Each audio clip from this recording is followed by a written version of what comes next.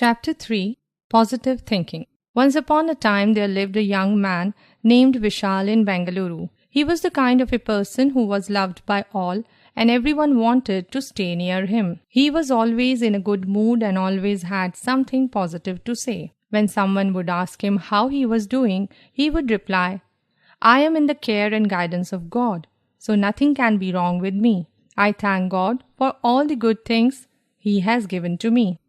He owned a big garment store in one of the leading markets of the city. Since he dealt in the leading brands of the world, he had a very elite clientele, and his smiling face and positive words were a pulling force for the customers. He also had a manufacturing unit in an industrial area of the town. He was so much quality conscious that he made clothes that were liked by everyone. He was a unique manager because he had so many employees and everyone was so happy to work for him that they put in their heart and soul in their work. His positive attitude was the only reason of their happiness. He was a natural motivator. If an employee was having a bad day, Vishal would tell the employee how to look at the positive side of the situation. Seeing Vishal's style made all his friends curious. One day it was raining cats and dogs and the market wore a deserted look. On the other days, Vishal used to be busy attending to his customers along with his employees. Because of the incessant rains, there were no customers in his shop. He was sitting in his office relaxing when suddenly one of his friends came to his shop. His friend Amrit was the manager of a bank in the same market. Amrit asked him, "Vishal, I just cannot understand one thing. How can you maintain such a positive attitude all the time? How do you do it?" Vishal smiled and politely replied, "It's very simple. Each morning I wake up and say to myself, Vishal, you have two choices today. You can choose to be in good mood or you can choose to be in a bad mood. I choose to be in a good mood. Each time something bad happens, I can choose to be a victim or I can choose to learn from it. Every time someone comes to me complaining, I can choose to accept their complaints or I can point out the positive side of life. I choose to point out the positive side of life. I never allow negative thoughts to even come near me, so the question of their overpowering me does not arise." Amrit smiled and said, "Yes, I agree to all that you say, but it's not that easy. Don't you get upset at times? Don't you think that so much of hectic business schedule and other responsibilities make you feel that life has turned into a machine?" "Yes, Amrit, life is certainly a machine. The difference here is that it is a wonderful machine made by God. It is a special machine which has been gifted with the power of choice. Life is all about choices. When you cut away all the junk, every situation is a choice. You choose how you react to situations. You choose how people will affect your mood. You choose to be in good mood or bad mood. The bottom line, it's your choice how you live your life."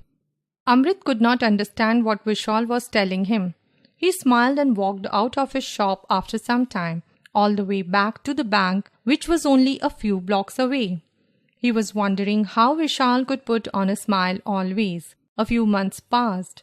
Amrit was transferred to another city. He lost touch, but often thought about Vishal when he had to make a choice about any situation instead of reacting to it. One day, Amrit was reading the newspaper. "A daring robbery in Bengaluru's leading garment shop" was the headline. Instantly, Vishal's name flashed in his mind and he could visualize Vishal standing and smiling at him. He read the news in detail. It was about Vishal's shop. How could such a thing happen with such a God-fearing man? He questioned himself. He rang up his bank's Bengaluru branch to find out about the news and Vishal.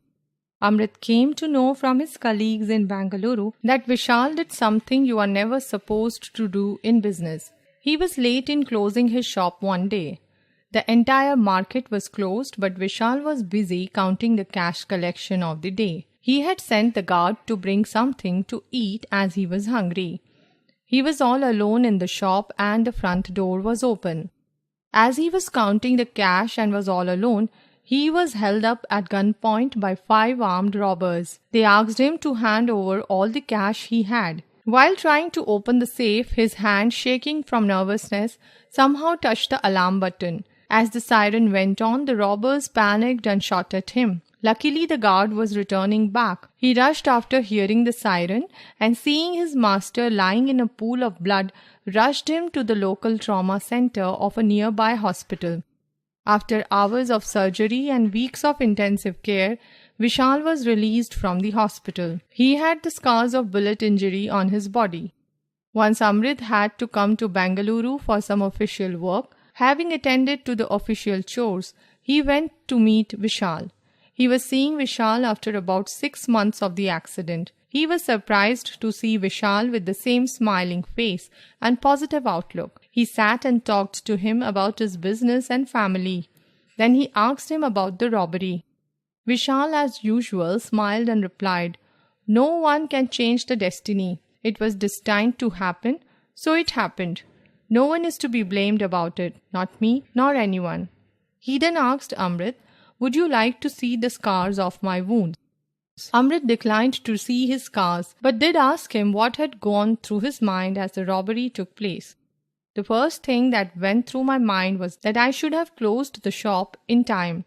If I was late, I should have locked the door or I should have not sent the guard to the eatery joint."